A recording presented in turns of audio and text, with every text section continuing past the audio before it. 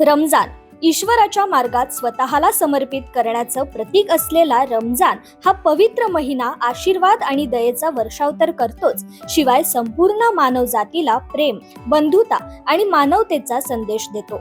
या महिन्यात सेहरी आणि इफ्तारला विशेष महत्त्व असून रमजानचा महिना श्रद्धावान मुस्लिम बांधवांसाठी सर्वात पवित्र महिना मानला जातो।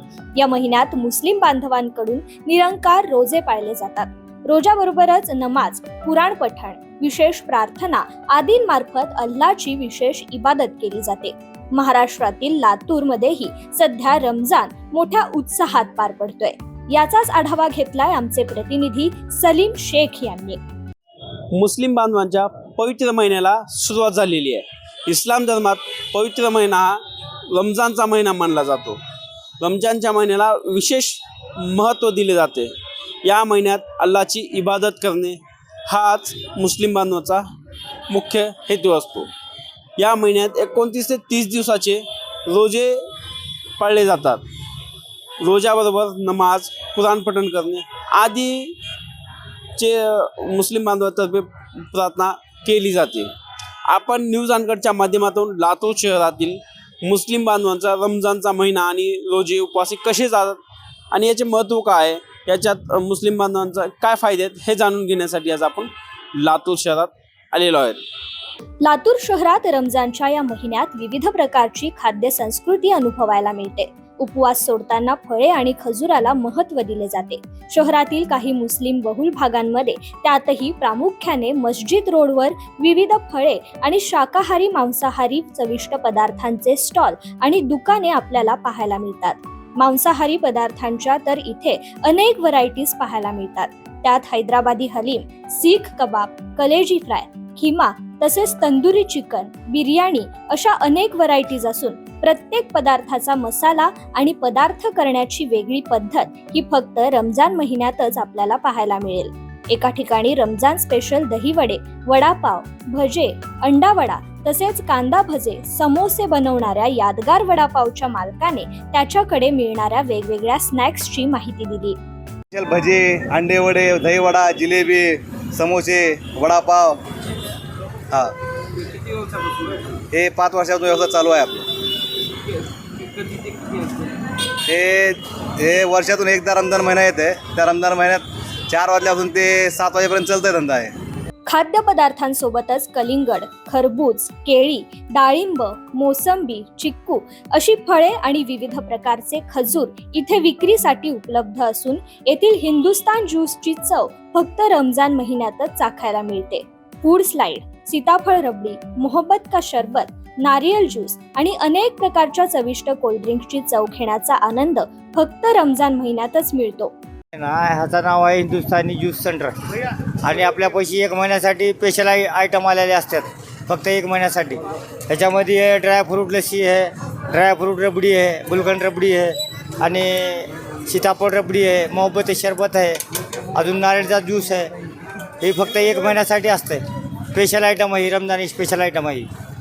या सगळ्याबरोबरच संपूर्ण मानवजातीला प्रेम, बंधुता आणि मानवतेचा संदेश देणाऱ्या या पवित्र सणात सगळ्यात महत्त्वाची असते ती म्हणजेच प्रार्थना। रोजच्या नमाज व्यतिरिक्त रमजानमध्ये रात्री एक विशेष प्रार्थना देखील केली जाते, ज्याला तरावीह म्हणतात। रमजानमध्ये अगदी अबालवृद्धांपासून सगळेच मुस्लिम बांधव मोठ्या उत्साहाने रोजे ठेवतात। रमजान महिन्यात कुराण पठणाला एक वेगळे महत्त्व आहे। इस्लाम धर्मात असे म्हटले जाते की रमजान मध्ये उपवास केल्याने अल्लाह प्रसन्न होतो आणि सर्व प्रार्थना स्वीकारतो। या पवित्र सणाबद्दल आणि त्यातील महत्त्वाच्या गोष्टींबाबत विचारवंत डॉक्टर असद पठाण यांनी विस्तृत माहिती दिली आहे। न्यूज अनकटच्या सर्व श्रोत्यांना अस्सलामु अलैकुम। अर्थात ईश्वर तुम्हाला मनाची शांती देव आणि तुमचे संरक्षण करो। आज मुस्लिम समाजासाठी पवित्र असलेला जो रमजान महिना आहे त्याची सुरुवात झालेली आहे। त्या संबंधीने काही गोष्टी मी न्यूज अनकटच्या सर्व श्रोत्यांसमोर मांडू इच्छितो। खरं पाहायला गेलं तर रमजान महिन्यामधला की आपल्याला सगळ्यात पहिल्यांदा काही आठवतं तर तो म्हणजे रोजा।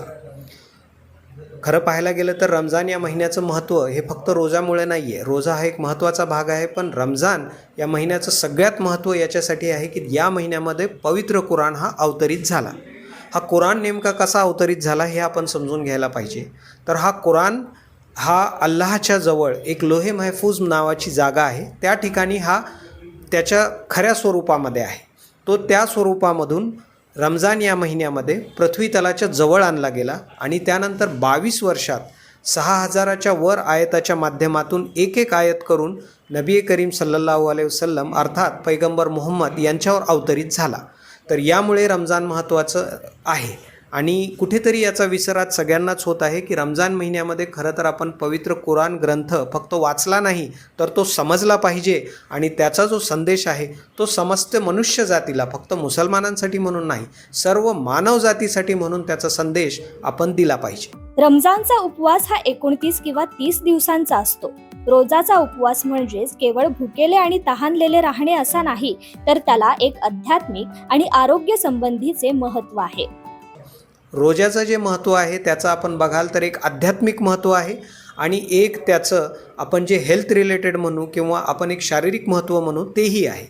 आध्यात्मिक महत्त्व काय आहे रोजाचं, तर रोजा म्हणजे फक्त उपाशी राहणे नव्हे, पाणी, अन्न आणि आपल्या बायकोपासून पण लांब राहायला सांगितले गेले आहे. हे फक्त शारीरिकदृष्ट्या त्रास म्हणून सांगितलेलं नाही, याचं आध्यात्मिक महत्त्व आहे.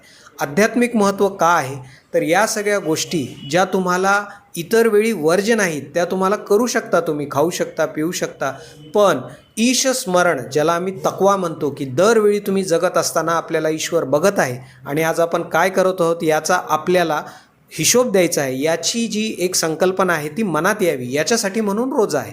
आता मला सांगा, एखादा माणूस जर कुठे कोपऱ्यात जाऊन पाणी पिलं, कोण बघणार? कोणीही नाही बघणार, पण तरी तो पाणी पित नाही, कारण त्याला असं वाटतं की ईश्वर मला बघत आहे. तर आपण या महिन्यात जेव्हा या गोष्टी वर्ज्य करतो त्यावेळी इतर 11 महिन्यात ज्या चुकीच्या गोष्टी आहेत, खोटं बोलणं आहे, दुसऱ्याला त्रास देणं आहे, दुसऱ्याचा माल बळकावणं आहे, परस्त्रीला त्रास देणं आहे, या गोष्टीपासून प्रत्येक रोजा राहणाऱ्या माणसाले 11च्या 11 महिने लांब राहिलंच पाहिजे, याची ट्रेनिंग देण्यासाठी म्हणून रोजा आहे. फक्त उपाशी राहण्यासाठी म्हणून रोजा नाही, सत्कर्म करणे आणि दुष्कर्मापासून लांब राहणे याच्या ट्रेनिंगसाठी म्हणून रोजा आहे. तर हे त्याचं आध्यात्मिक महत्त्व आहे. भल्या पहाटे सहरीच्या भोजनानंतर सुरू झालेला रोजा उपवास थेट संध्याकाळी इफ्तारला सोडला जातो. दिवसभर पाण्याचा अगदी थेंबही न घेता केलेल्या उपवासानंतर इफ्तारला विविध खाद्यपदार्थांची रेलचेल तर असणारच ना. या महिन्यात सर्व जाती धर्मांचे बांधव एकत्र येऊन किंवा सहकुटुंब इफ्तारीचा आनंद घेतात. रोजा ठेवण्याचे काही वैद्यकीय फायदे सुद्धा आहेत. तज्ज्ञांच्या अभ्यासात असे आढळून आले आहे की रमजानमध्ये उपवास केल्याने नैराश्य आणि चिंता कमी होऊन मानसिक आरोग्य आणि स्वास्थ्य सुधारण्यास मदत मिळते. आता वैद्यकीय व्यवसायामध्ये देखील रोजाचे काही सारे महत्त्व आपल्याला सांगता येतात. त्यामध्ये खरं तर आपल्या पोटामध्ये काही काळ जर जेवण गेलं नाही तर त्याची जी एक रिसायकलिंग आहे त्याचं महत्त्व तर सांगण्यातच आलेलं आहे. मागच्या काही काळामध्ये एक नोबेल पारितोषिक दिलं गेलं, ज्यामध्ये ऑटोफॅजी म्हणजे जर तुम्ही वर्षामधून काही दिवस तुम्ही जर 14 ते 15 तास उपाशी राहिलात तर जे तुमच्या शरीरात कॅन्सरच्या जे पेशी बनत असतात त्या नाश पावतात. अशा पद्धतीचं एक रिसर्च एका सायंटिस्टने दिलं आणि त्यासाठी नोबेल पारितोषिक मिळालं. हे तर खूप मोठं महत्त्व झालं त्याचं. त्याखेरीज पण आपण आहारावर नियंत्रण करणे, ज्याला आम्ही नफ्सवर नियंत्रण ठेवले म्हणतो, यालाही आपल्याला मदत होते. वेळी यावेळी आपण किती खाण्यापासून जेव्हा आपल्याला इच्छा जागते आणि त्यामुळे म्हणून आज कितीतरी आजार, वेळी यावेळी खाणं, किती खाणं, खाण्यावर कंट्रोल न ठेवणं, याच्यामुळे जवळपास सगळेच आजार आज याच्यामुळे होत आहेत.